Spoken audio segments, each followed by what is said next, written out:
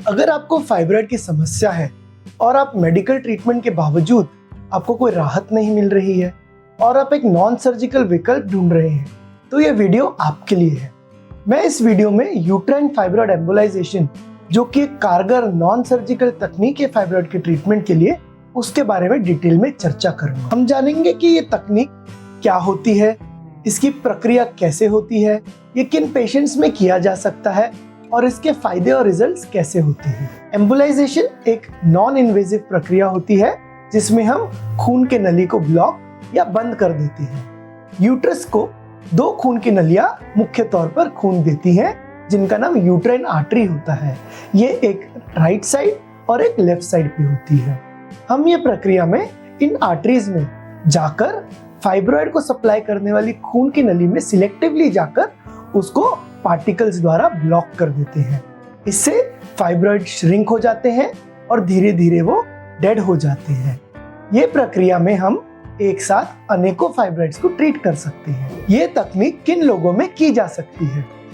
जो पेशेंट्स में फाइब्रॉइड्स छोटे साइज के होते हैं और कोई सिम्टम कॉज नहीं करते हैं, उनको ट्रीटमेंट की जरूरत नहीं होती है।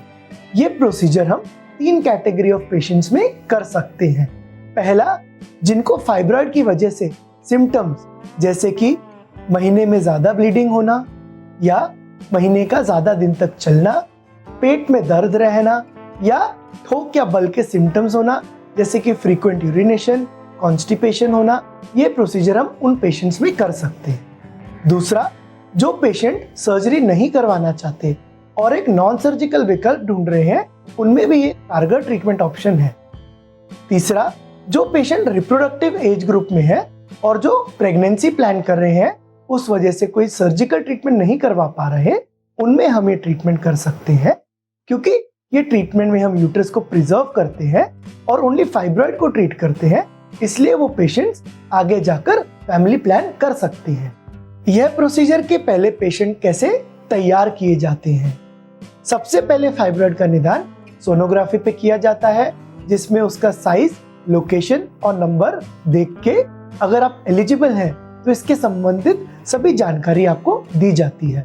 फिर आपके कुछ ब्लड टेस्ट करवाए जाते हैं और अगर आप कोई खून पतला करने की मेडिकेशंस ले रहे हैं तो उनको कुछ दिन के लिए हम बंद कर देते हैं। प्रोसीजर से पहले पेशेंट को 8 घंटा फास्टिंग या बिना कुछ खाए या पीने रहना होता है। यह प्रोसीजर के लिए फिर हम आपको एडमिट करते हैं और आपको प्री प्रोसीजर एंटीबायोटिक्स और पेन किलर्स देते हैं। यूट्राइन फाइब्रॉइड एम्बोलाइजेशन प्रोसीजर की क्या तकनीक होती है या ये कैसे किया जाता है? यूट्राइन फाइब्रॉइड एम्बोलाइजेशन प्रोसीजर एक इंटरवेंशनल रेडियोलॉजिस्ट द्वारा एंजियोग्राफी स्वीट में किया जाता है। यह प्रोसीजर लोकल एनेस्थीसिया या फिर कुछ केसेस में माइल्ड सेडेशन में किया जाता है। यह प्रोसीजर में हम आपके हाथ की खून की नली या पैर की खून की नली में छोटा सुई द्वारा एंट्री करते हैं और एक एंजियोग्राफिक शीट या ट्यूब डालते हैं। वो ट्यूब के अंदर से हम एक कैथेटर को यूट्रस को सप्लाई करने वाली खून की नली तक लेके जाते हैं।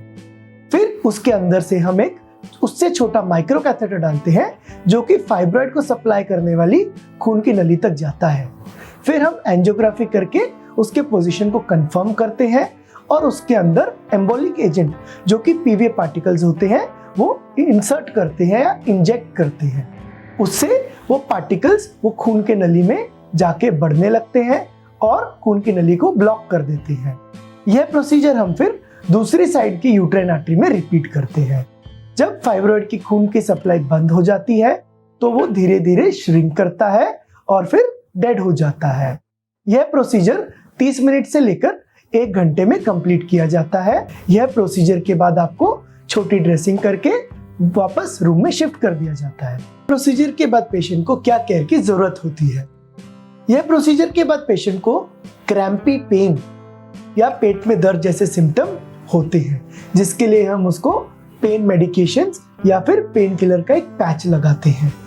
आमतौर पे पेन 24 घंटों के अंदर रिजॉल्व हो जाता है। फिर पेशेंट को हम अगले दिन डिस्चार्ज कर देते हैं और पेशेंट को एंटी इंफ्लेमेटरी, पेन मेडिकेशंस और एंटीबायोटिक्स 7 से 10 दिन तक लेनी होती है। पेशेंट की रिकवरी इस प्रोसीजर के बाद 7 से 10 दिन में हो जाती है, जब उसका पेन कम हो जाता है और वो अपने नॉर्मल रूटीन लाइफ या काम पे वापस जा सकते हैं। यूट्राइन फाइब्रॉइड एम्बोलाइजेशन के परिणाम कैसे होते हैं? फाइब्रॉइड की ब्लड सप्लाई बंद करने की तकनीकी सक्सेस रेट 98 to 100% होती है, जबकि क्लिनिकल इंप्रूवमेंट या सिम्टम्स में गिरावट जैसे कि ब्लीडिंग का कम होना 80 to 90% और बल्क सिम्टम्स का कम होना 70 to 90% केसेस में देखा जाता है। ये इंप्रूवमेंट 3 महीनों में देखी जाती है, जबकि यूट्रस के फाइब्रॉइड का साइज में श्रिंक होना 85% केसेस में देखा जाता है, जो कि हम 1 साल तक फॉलोअप में देखते हैं। अगर हम मोटे तौर पर देखें तो अगर 10 महिलाएं ये प्रोसीजर कर रही हैं तो उनमें से 9 महिलाओं को काफी इंप्रूवमेंट और सक्सेस देखने को मिलता है। यह प्रोसीजर के क्या कॉम्प्लिकेशंस हो सकते हैं? यह प्रोसीजर वैसे तो एक काफी सेफ प्रोसीजर है और इसके कोई मेजर कॉम्प्लिकेशंस नहीं होते हैं। माइनर कॉम्प्लिकेशंस जैसे कि पंक्चर साइट पे ब्लीडिंग होना, सूजन आना या फिर दर्द होना हो सकते हैं। कुछ ही रेयर केसेस में कॉम्प्लिकेशंस जैसे कि यूट्रस में इन्फेक्शन, ब्लीडिंग होना या फिर पीरियड के दौरान गांठ का बाहर आ जाना हो सकते हैं। यूट्राइन फाइब्रॉइड एम्बोलाइजेशन प्रोसीजर के क्या फायदे होते हैं? क्योंकि ये प्रोसीजर मिनिमली इन्वेजिव होता है तो इसके काफी फायदे होते हैं, जैसे कि पहला, ये यूट्रस प्रिजर्विंग सर्जरी है। मतलब इस प्रोसीजर में हम सिर्फ फाइब्रॉइड को ट्रीट कर रहे हैं और आपका यूट्रस बचा रहता है, जिसकी वजह से आपकी फर्टिलिटी मेंटेन रहती है और आपके प्रेगनेंसी होने के चांसेस भी बने रहते हैं। दूसरा, यह प्रोसीजर में आपको कोई कट या टाका नहीं आता है।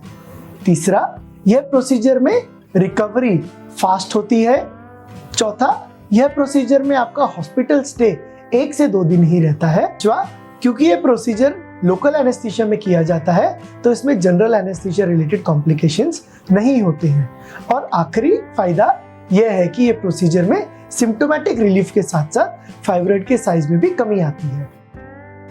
तो ये वीडियो में हमने जाना कि यूट्राइन फाइब्रॉइड एम्बोलाइजेशन एक नई और काफी अच्छी तकनीक है जिसके अनेकों फायदे हैं। इसका सबसे बड़ा फायदा है कि आपका यूट्रस इसमें प्रिजर्व रहता है और साथ में आपका फाइब्रॉइड साइज में श्रिंक हो जाता है और आपको सिम्टम्स में भी राहत मिलती है।